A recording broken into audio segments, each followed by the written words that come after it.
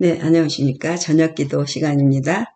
오늘 월요일 저녁 교과 공부 주제별로 살펴보는 요한복음 2024년 제4기 교과 공부입니다. 13가까지 있는데요. 13가의 목차는 이렇습니다. 1가부터 1가는 지금 오늘 6가 월요일 소지입니다. 6가 제1과 길을 보여주는 표적들, 2과 신성의 증거들, 3과 배경이야기, 서론, 4과 예수가 메시아이심을 말하는 증인들, 5가 사마리아인의 증언, 6과 예수에 대한 더 많은 증언들. 오늘 6과 예수에 대한 더 많은 증언들 연구 범위는 요한복음 3장 25절로 36절, 1장 32절로 36절. 기억절은 요한복음 12장 32절. 내가 땅에서 들리면 모든 사람을 내게로 이끌겠노라. 육가의 결론은 성령이 가르치는 것을 따를 때 메시아를 바르게 이해할 수 있다. 예수님의 말씀과 표적은 많은 이에게 믿음을 주었지만 어떤 이에게는 적대감을 가지게 했다. 침례 요한은 겸비한 증인으로 인간의 감정에 사로잡히지 않고 예수께서 예언을 성취하시며 의의 나라를 세우시고 십자가에 달리실 하나님의 어린 양이심을 보여주기를 원했다.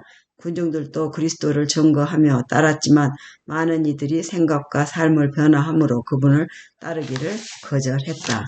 했습니다. 어제 영혼의 겸비로 침례 요한이 다시 증언했죠. 2과에서 침례 요한의 증언이 어떻게 되었는지 이야기했습니다. 요한은 겸비한 증인으로 메시아를 가리키고 증거하는데 충실하였습니다. 그는 인간의 감정에 사로잡히지 않고 충실히 하나님의 일을 이루는 참 증인의 모본이십니다. 그리고 오늘 월요일 저녁 메시아에 대한 새로운 이해를 보겠습니다. 요한복음 1장 32절로 36절을 보면 침례 요한은 여기서 사람들이 오랫동안 기다려온 메시아의 모습과 사뭇 다른 예수의 어떤 모습을 말하고 있는가 한번 보겠습니다. 유대인들은 로마의 통치에서 그들을 구해줄 메시아를 기다렸습니다. 오랫동안 억압을 받아온 유대인들은 메시아가 로마를 무너뜨릴 뿐만 아니라 그들을 위대하고 강력한 나라로 재건해 줄 것이라고 믿었습니다. 침례 요한은 예수의 속죄 희생을 직접적으로 가리켜 그분을 하나님의 어린 양이라고 불렀지만 대다수의 사람들은 그 말씀을 잘못 이해했을 것입니다. 어쩌면 요한이 무슨 말을 하는지 전혀 몰랐을 수도 있습니다. 그러므로 사도 요한은 복음서를 통해 메시아에 대한 그들의 이해를 바꾸어 그들이 예수님 안에서 이루어진 오실 왕과 그 왕이 하실 일에 관한 예언의 성취를 알게 되기를 원했습니다. 그분은 정치적 군사적 지도자로 오시는 것이 아니라 세상의 죄를 위한 희생 제물로 자신을 드리러 오셨습니다. 그것이 그분이 하실 일이었고 그 일이 마치고 모든 것이 끝난 후에야 비로소 하나님의 나라가 임할 것이다라고 다니엘 7장 18절에 예언이 되어 있죠. 예수의 침례 시 요한이 예수를 하나님의 어린 양이라고 가리켰을 때 새로운 빛이 메시아의 사업을 환히 비추었습니다. 요한의 마음은 그가 도수장으로 끌려가는 어린 양 이사야 53장 7절이라는 이사의 말씀으로 향하고 있었습니다. 시대의 소망 136쪽입니다. 요한복음 1장 31절에 시대의 소망은 여러분 주변에 있는 도서관에 가보면 다 있을 것입니다. 영어로 The Desire of Ages인데요. 정말 예수님의 일생을 가장 성경대로 명확하게 저희를 일깨워주는 책입니다. 나도 그를 알지 못하였다고 말한다. 그렇다면 그는 어떻게 예수께서 메시아이신 것을 알게 되었는가? 그것은 그를 보내신 주께서 사전에 그에게 말씀하셨기 때문이다. 성령이 내려서 누구의 위에든지 머무는 것을 보거든 그가 곧 성령으로 침례를 베푸는 이인 줄 알라 하셨기에 내가 보고 그가 하나님의 아들이심을 증언하였노라 하니라. 요한복음 1장 33절 34절. 그것은 하나님께서 침례 요한에게 예수님이 메시아라는 사실을 계시하셨음을 말합니다. 그리스도는 하나님의 능력이요 하나님의 지혜 고린도전서 1장 24절인데요. 지혜이시다.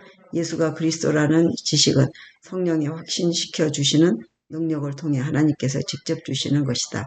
이 주제는 요한복음에 자주 나타난다.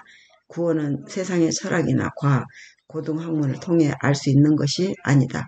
오직 예수께 믿음과 순종으로 드려진 마음에 하나님께서 역사하시는 것이다. 묵상을 해보면 예수께서 그리스도라는 사실을 어떻게 알 수 있는지 생각해 보십시오. 그분이 속죄제물이라는 진리가 계시되지 않았다면 어떻게 그것을 알 수 있겠습니까? 적용을 해보면 왜 우리는 성경을 보고 깨달아야 합니까? 성경과 성경이 예수님에 대해 가르치는 내용을 아는 것이 그렇게 중요한 이유는 무엇이겠습니까? 교훈으로 보면 침례 요한은 메시아의 속죄제 희생을 말했지만 사람들은 이해하지 못했습니다. 사도 요한은 그분이 예언을 성취하시며 의의 나라를 세우시는 것을 보여주기 원했습니다. 영감의 교훈으로 시대요소만 216쪽 끝까지 믿음을 버리지 않았던 선지자. 그러나 침례 요한은 그리스도에 대한 자기의 믿음을 버리지 않았습니다. 하늘에서 들린 음성, 성령의 비둘기 같은 강림, 예수의 흠없는 순결성, 그리고 요한이 구주 앞에 나갔을 때 그에게 임하였던 성령의 능력, 성경 애언들의 증언 등 이러한 모든 기억은 나사렛 예수가 약속된 분이심을 증거하는 것이었습니다. 함께 기도합시다. 하나님, 예수님에 대한 오해가 가득한 세상에서 우리의 발걸음을 인도해 주시기를 기도합니다. 이 마음이 원하는 방식으로 주님을 생각하지 않게 마음을 지켜주시고 겸손하고 성실하게 주님의 말씀을 할 때 성령이 주시는 지혜로 이끌어 주시옵소서. 아멘. 정말 굉장히 짧으면서도 메시아에 대한 새로운 이해로 우리가 이해할 수 있는 이 말씀을 여기서 볼 수 있었습니다. 요한복음 1장 32절로 36절 1장 32절로 36절을 보겠습니다. 요한이 증거하여 가로되 내가 보매 성령이 비둘기같이 하늘로서 내려와서 그의 위에 머물렀더라. 나도 그를 알지 못하였으나 나를 보내어 물로 침례를 주라 하신 그이가 나에게 말씀하시되 성령이 내려서 누구 위에든지 머무는 것을 보거든 그가 곧 성령으로 침례를 주는 이인 줄 알라 하셨기에 내가 보고 그가 하나님의 아들이심을 증거하였노라 하니라. 또 이튿날 요한이 자기 제자 중 두 사람과 함께 섰다가 예수님의 다니심을 보고 말하되 보라 하나님의 어린 양이로다. 하나님의 어린 양, 흠도 없고 순결한 그 어린 양의 제사가 우리가 죽어야 할 그곳에서 죽음으로 승리하신 우리 예수님의 그 어린 희생 제물, 그 가장 순결한 예수님이 오셔서 그 하나님의 말씀에 순종할 수 있다는 것을 모본으로 보이셨습니다. 그래서 하나님의 말씀을 끊임없이 보고 또 기도하고 연구하고 그런 하루하루가 이제 또다시 시작되기를 11월 4일이죠. 오늘 월요일 저녁이 이제 맞춰집니다. 다시 새해가 오기 전에 우리가 결심을 하고 다시 저도 성경 읽기에 이제 다시 또 도전하면서 될 수 있으면 써보려고 합니다. 쓰다가 말다가 한 성경들이 많기 때문에 하나님께서 그렇게 인도해 주시길 바라고 내일부터 시작되는 우리가 속해 있는 이 세상 나라의 지도자, 미국 나라 대통령이 올바로 하나님 안에서 설 수 있게 해주시고 아직도 하나님께서 하실 일이 있으실 것입니다.